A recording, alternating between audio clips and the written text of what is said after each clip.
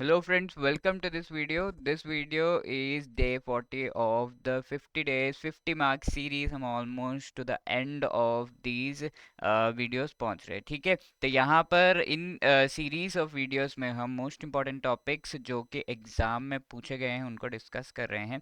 And ये जो exam से पहले के 50 डेज है उनका बेस्ट यूटिलाइजेशन करने का हमारा जो है एफर्ट है, so that we can at least aim for getting 50 marks in these particular components, ठीक है।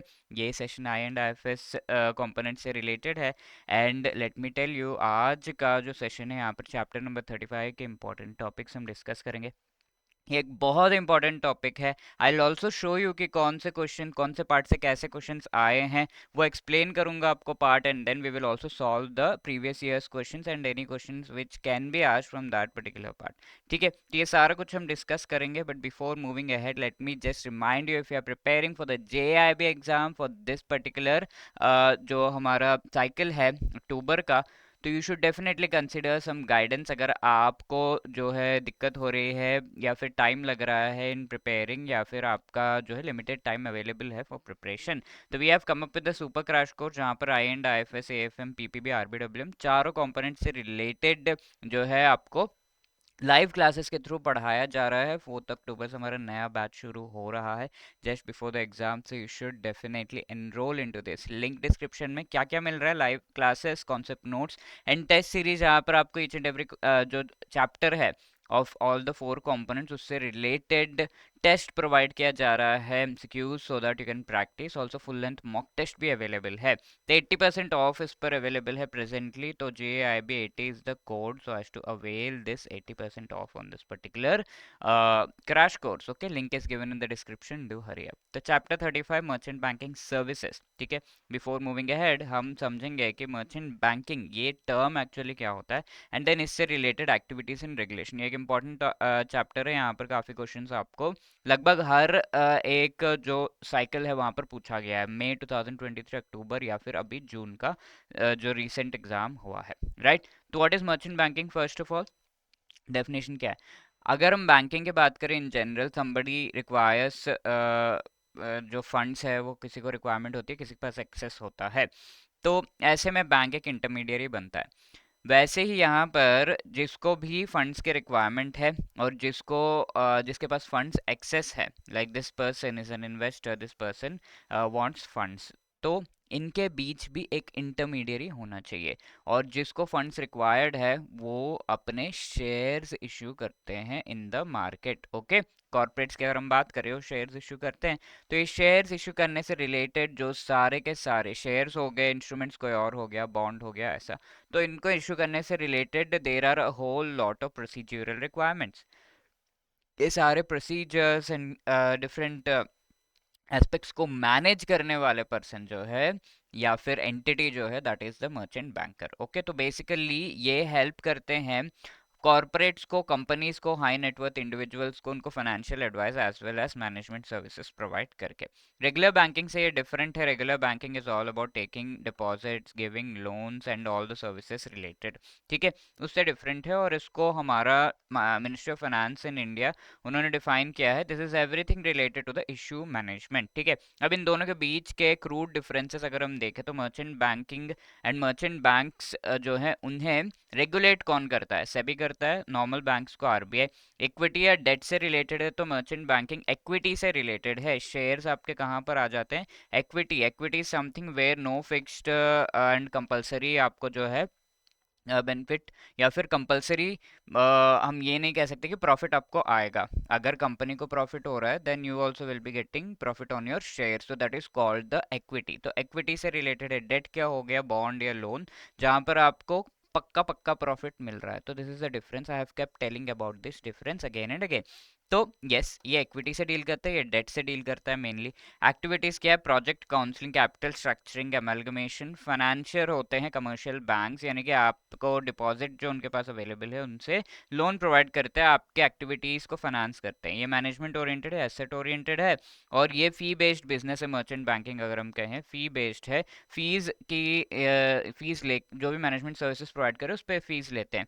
कमर्शियल बैंकिंग में जो डिपॉजिट्स का इंटरेस्ट रेट है और जो हमारा इंटरेस्ट रेट है लोन्स पे जो इन्हें मिल रहा है, उनके डिफरेंस से प्रॉफिट कमाया जाता है, that is the funding business. ठीक है, तो this is the main thing. अब जून 2024 में इन चीज़ों से रिलेटेड ही क्वेश्चन आ गया था। लेटेस्ट क्वेश्चन मैं आपको दिखा रहा हूँ। Which among the following is the core principle of working of the merchant banks? They help individuals in investing in REITs and InvITs absolutely no. They help corporates and high net worth individuals to issue securities. Yes, I think this is right. They help in improving the quality of products of MSME. They advise governments and exporters all over the world, global trade से related। बहुत ही दूर दराज के ये जो हैं हमारे statements। So this was the exact question in June। तो yes, B, they help corporates and high net worth individuals to issue securities is absolutely correct। Merchant banks are regulated by RBI, SEBI, IRDA, PFRDA। What is the right answer here? Yes। अभी अभी हमने देखा ना, SEBI regulate करता है merchant banks को, because it is all about issue management. ठीक है, जो भी सिक्योरिटीज है उनको इशू करने से रिलेटेड सारा एक्टिविटीज को मैनेज करना। Merchant bank provides which among the following facilities? So आप देख सकते हैं तीनों ही क्वेश्चन जून के हैं। ठीक है, डिफरेंट शिफ्ट्स में पूछे गए बार बार। मर्चेंट बैंक किस तरह के फैसिलिटीज प्रोवाइड करता है? रेजिंग इक्विटी फाइनेंस या डेट रिलेटेड? अभी अभी हमने डिफरेंस में देखा कि इक्विटी रिलेटेड फैसिलिटीज ये प्रोवाइड करता है। तो one only A will be the right answer, isn't it? Now talking about the activities and regulation, second part. First part हो गया हमारा सिंपल। ठीक है, चैप्टर काफी इजी सिंपल है, बट क्वेश्चंस काफी आते हैं, तो cost benefit ratio high, so important बन जाता है। तो एक्टिविटीज के लिए पहले तो लाइसेंसिंग रिक्वायरमेंट होती है, तो उसके बेसिस पर हम पहले लाइसेंसिंग रिक्वायरमेंट किस किस डिफरेंट टाइप्स ऑफ एक्टिविटीज़ के लिए है, और इससे हम एक्टिविटीज़ भी समझेंगे क्या है मर्चेंट बैंक्स के। तो फर्स्ट ऑफ ऑल ये एक मर्चेंट बैंक है, सिंपल। ठीक है, उसमें जो सर्टिफिकेट ऑफ रजिस्ट्रेशन है सेबी से लेना होता है। और यहाँ पर मर्चेंट बैंक सिंपल का मतलब क्या है, इसकी एक्टिविटीज़ क्या क्या आगे हम देखेंगे। तो ये सारे एक्टिविटीज़ करने के लिए एक नॉर्मल मर्चेंट बैंक को डिफरेंट कैटेगरीज में डिवाइड किया गया। कैटेगरीज ऑफ मर्चेंट बैंक भी आगे देखेंगे। तो अलग अलग कैटेगरी रिलेटेड जो लाइसेंस रिक्वायरमेंट है वो सेबी से लेना होता है, जो भी लाइसेंस है। Next, merchant bank can become a banker to the issue, यानी कि इशू से रिलेटेड बैंकिंग एक्टिविटीज भी होंगे। आप इक्विटी इशू कर रहे हैं, शेयर्स इशू कर रहे हैं, तो उस पर आपको पेमेंट्स आएगा। All of those payments have to be received. Apart from that, if anybody any person is there जिसका after the payment has come allotment नहीं हुआ है, तो उनको रिफंड जाना चाहिए। तो ऐसे कई सारे फाइनेंशियल ट्रांजैक्शंस हैं। Also there must be some payments moving to the stock exchange जहां पर ये इशू हो रहा है। तो that is why banker to the issue SEBI से अगेन रजिस्ट्रेशन करवाना है। ऑल्सो ASBA एप्लीकेशन जिनके बारे में हमने पहले डिस्कस किया था। ठीक है, जो भी एप्लीकेशन आपका सपोर्ट हो रहा है विद द ब्लॉक्ड अमाउंट। ठीक है, तो ASBA रिलेटेड या फिर collection and escrow related refund bank payments ये सब होते हैं। फॉर एग्जांपल, आपको जो है किसी को पेमेंट करना है, but you do not believe कि ये पेमेंट उन तक पहुंचेगा एंड ऑथेंटिकेट होगा एंड ऑल, तो आप बीच में एक पर्सन को पेमेंट कर देते, तो that can be merchant bank. And ये पर्सन या फिर एंटिटी एक्चुअली इंश्योर्स कि ये पेमेंट जा रहा है एंड इनको मिल रहा है, उसका कंफर्मेशन एंड वापस जो भी प्रोडक्ट है उसकी कंफर्मेशन। तो एक थर्ड पार्टी एक्चुअली ट्रांजैक्शन को इंश्योर करते हैं, दैट इज द एस्क्रो। यहाँ पर डिबेंचर ट्रस्टी के फॉर्म में भी merchant bank actually can help becoming debenture trustee. ठीक है, तो सभी के गाइडलाइंस के हिसाब से डिबेंचर ट्रस्टी की रिक्वायरमेंट कब होती है? तो यहाँ पर देखिए, द टर्म इज डिबेंचर, जिसके बारे में पहले पढ़ चुके हैं। बॉन्ड जैसा है, लेकिन इसमें security as well as stamp duty लगती है। सिक्योरिटी रिक्वायरमेंट होती है, कोलेटरल रिक्वायरमेंट होती है। तो इस डिबेंचर ट्रस्टी की अगर हम बात करें सेबी के हिसाब से, अगर आपके डिबेंचर्स 18 मंथ से ज़्यादा, ठीक है, इस तरह के बॉन्ड जो है 18 मंथ से ज़्यादा के टेन्योर के लिए इशू किए जा रहे हैं, तो एक ट्रस्टी अपॉइंट करना होगा आपको। So the transactions long period of time है सभी के इंटरेस्ट में, एक ट्रस्टी को अपॉइंट करना होगा जो काफ़ी चीज़ें देख रेख करते हैं, जो हम आगे पढ़ेंगे। तो डिबेंचर ट्रस्टी कितना मंथ? 18 मंथ से ज़्यादा का टेन्योर अगर आपका डिबेंचर का है, you have to appoint a debenture trustee. But merchant banker can not directly become a debenture trustee. ठीक है, मर्चेंट बैंक को एक ट्रस्ट एस्टैब्लिश करना है, एंड ये ट्रस्ट जो एस्टैब्लिश हो रहा है, ये ट्रस्ट एक्चुअली डिबेंचर ट्रस्टी बन सकता है। Right now the last one is the portfolio management, जहाँ पर आप किसी हाई नेटवर्थ इंडिविजुअल के पूरे पोर्टफोलियो को मैनेज कर रहे हैं, यानी कि और मैनेजिंग की कहाँ कहाँ इन्वेस्टमेंट जा रहा है, कहाँ कहाँ से इन्वेस्टमेंट आ रहा है, एवरीथिंग इज बीइंग मैनेज्ड। ठीक है, पोर्टफोलियो मैनेजमेंट एक पर्टिकुलर इश्यू रिलेटेड मैनेजमेंट नहीं है, but entire portfolio is being managed. ठीक है, ऑलरेडी जो पोर्टफोलियो बन चुका है या फिर आगे बनते जा रहा है, दैट इज द थिंग। ठीक है।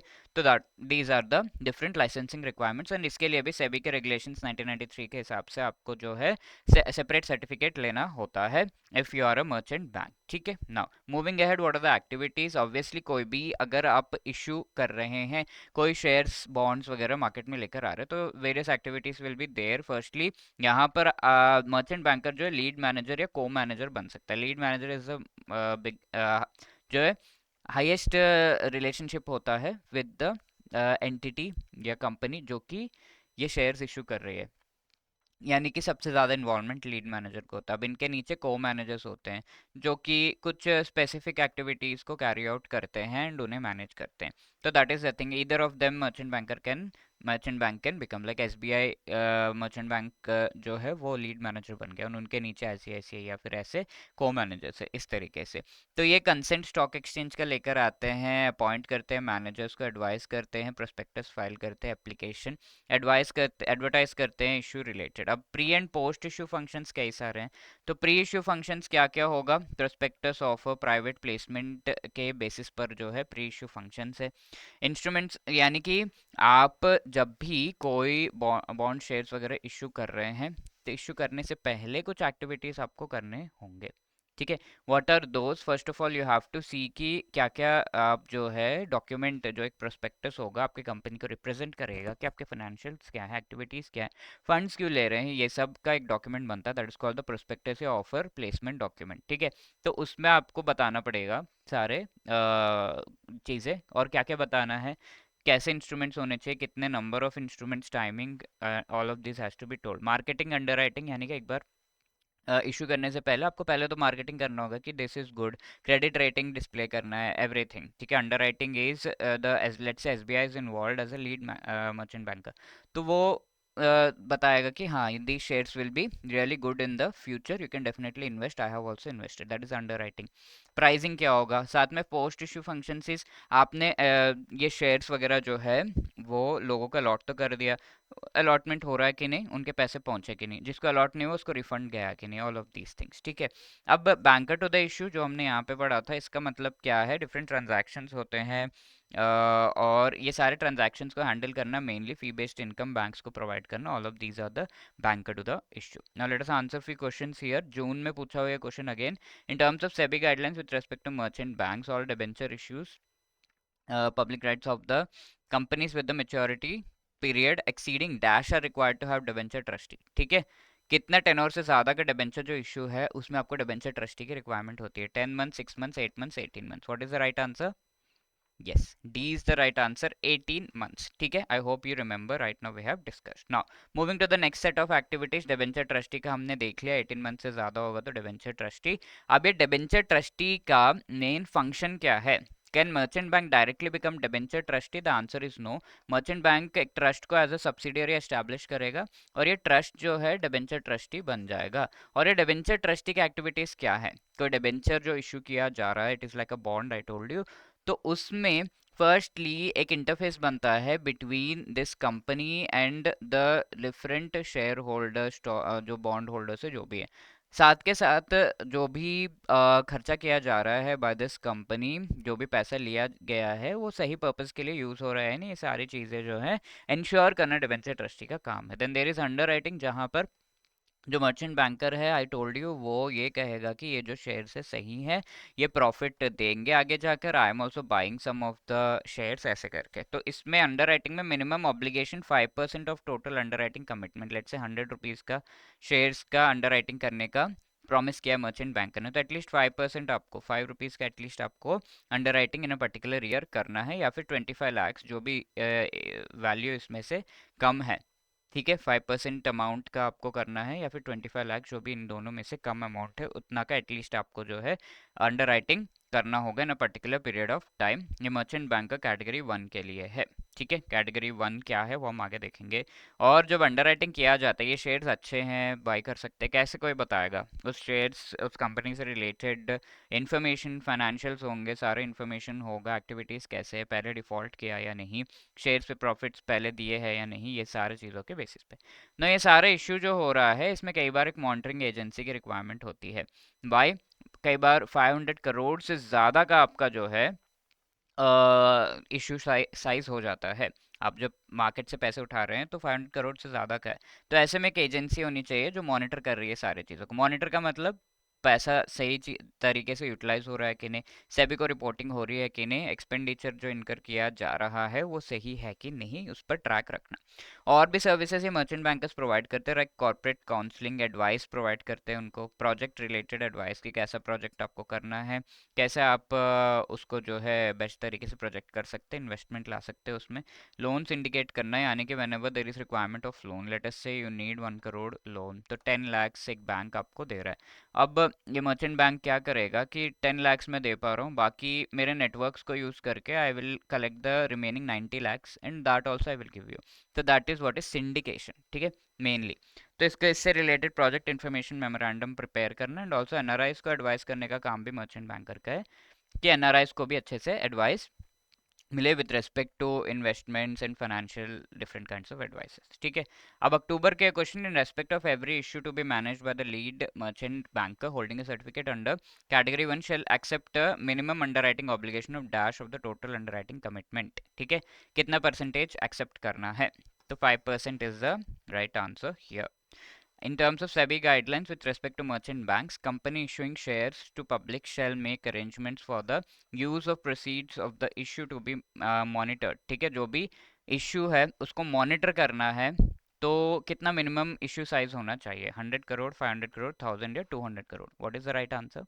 Yes, B, 500 crore is the right answer. I hope that is clear. Now activities क्या है, कैसे इसे इन्हें रेगुलेट किया जाता है, all of that we will see. तो एक्टिविटीज तो देख लिया, अब हम देखेंगे रेगुलेशंस, ठीक है। अब एक्टिविटीज के बेसिस पर ही मर्चेंट बैंक्स को डिवाइड किया गया है इनटू 4 कैटेगरीज, और ये 4 कैटेगरीज को अलग अलग सर्टिफिकेशन जो है सेबी देता है। अगर आप कैटेगरी 4 सर्टिफाइड हो तो आप ये एक्टिविटीज कर सकते हैं, 3 सर्टिफाइड हो तो ये, 2 है तो ये, 1 है तो ये। तो 4 से स्टार्ट करते हैं। ये देख रहे हैं ये पर्सन, ये बहुत ज़्यादा जो है देखने में पता चल रहा है कि बहुत ज़्यादा आपके इश्यू से इन्वॉल्व नहीं है, इश्यू में इन्वॉल्व नहीं है।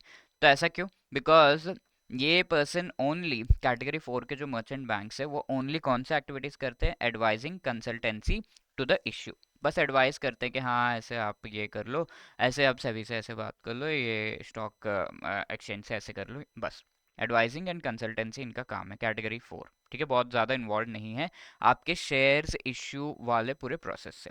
नाउ कैटेगरी 3 जो है कैटेगरी 4 के सारे फंक्शंस कैरी आउट कर रहे हैं, प्लस अंडर राइटिंग भी कर रहे हैं। अच्छा हाँ भाई ये शेयर्स अच्छे हैं, बाय कर सकते हैं, दैट अंडर राइटिंग। तो कैटेगरी 3 वाले क्या क्या कर रहे हैं, under writing, advising plus consultancy, ठीक है, तीनों चीज़ें। अब ये कैटेगरी 2 वाले क्या है, को मैनेजर, पोर्टफोलियो मैनेजर भी बन सकते हैं, कैटेगरी 3 के फंक्शंस भी कैरी आउट कर सकते हैं। तो I told you portfolio manager पूरा पोर्टफोलियो मैनेज करता है, को मैनेजर असिस्ट करता है मेन इश्यू मैनेजर को। तो कैटेगरी 2 इज को मैनेजर, पोर्टफोलियो मैनेजर, देन हमारा अंडर राइटिंग, एडवाइजरी, कंसल्टेंसी, ये सारे कैटेगरी 2 वाले करते हैं। अब कैटेगरी 1 वाले issue management as well as category 2 के सारे फंक्शंस कर सकते हैं, ठीक है। इशू मैनेजमेंट कर सकते हैं, प्लस को मैनेजमेंट, हमारा portfolio management, under writing, advising and consultancy, all of these activities category 1 merchant bank can carry out.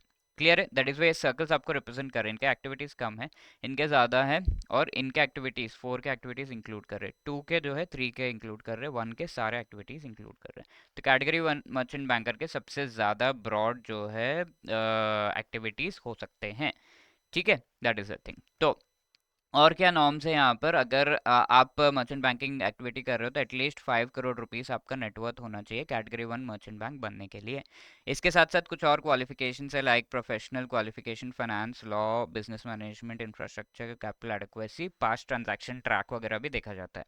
अब पॉलिसी रिक्वायरमेंट क्या है मर्चेंट बैंकर बनने के लिए, मर्चेंट बैंकर्स जो है बाइंग या सेलिंग सिक्योरिटीज, आप जो है उसे इशू मैनेज कर रहे हो और उन्हीं सिक्योरिटीज को आप भी खरीद रहे हो। ऑब्वियसली अंडर राइटिंग के लिए थोड़ा किया जा सकता है, apart from that profit basis पे नहीं करना है आपको, ठीक है।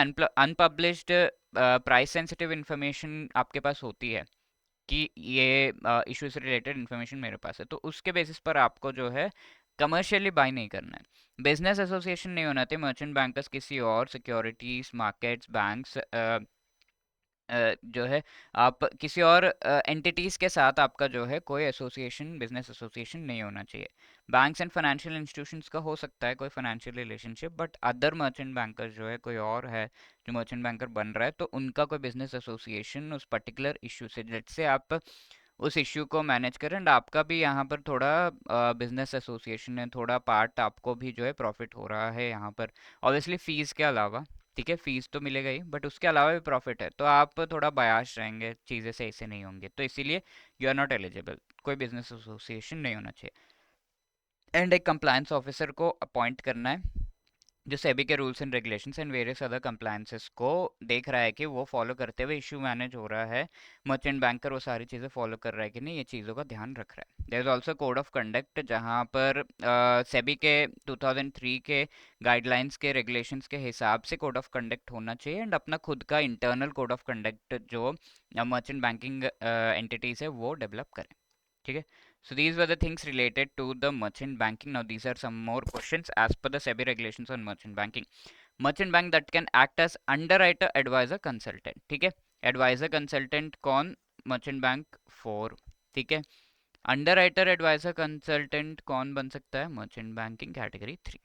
ठीक है, category 1 में you can see issue management, portfolio management, co-management, then underwriting, advising, consultancy, ये सारा कुछ है। अब यहाँ पर इशू मैनेजमेंट हटाकर बाकी सब कुछ 2 में है, यहाँ पर पोर्टफोलियो ये हटाकर अंडर राइटिंग, एडवाइजरी, कंसल्टेंसी, तो ये मैच हो रहा है कैटेगरी 3 में, इजंट इट? कैटेगरी 4 में only advising and consultancy, right? तो C will be the right answer as per SEBI. Category 1 merchant bankers can act as which among the following in India with respect to an issue of security. ठीक है, merchant banker 1 के बारे में बात की गई, adviser, consultant, को manager, under writer, portfolio manager, issue manager, सभी की तरह से मर्चेंट बैंकर कैटेगरी 1 एक्ट कर सकता है। So D, all of the above will be the right answer. Now this is a homework question, एक बार पढ़िए इसको अच्छे से and please try to answer. Yes, थोड़ा सा कॉम्प्लिकेटेड, थोड़ा सा डिफिकल्ट लग सकता है, बट हम पढ़ चुके हैं इस चीज को, तो please try to answer this question, pause the video and try to answer it in the comment section. Let's see who gives the right answer. I hope you are enjoying all of these videos. If you are enjoying, you can just let us know. hello@edutab.co.in पर my name is Surinder and you can just let us know. Sir ने कैसा पढ़ाया, क्या बताया, कैसा आपको लगा session, comment section में भी बता सकते हैं। You can also call us on 8146207241 अगर आपका कोई भी इशू है, कुछ भी आपको डिस्कस करना है। All the best for preparation, thank you.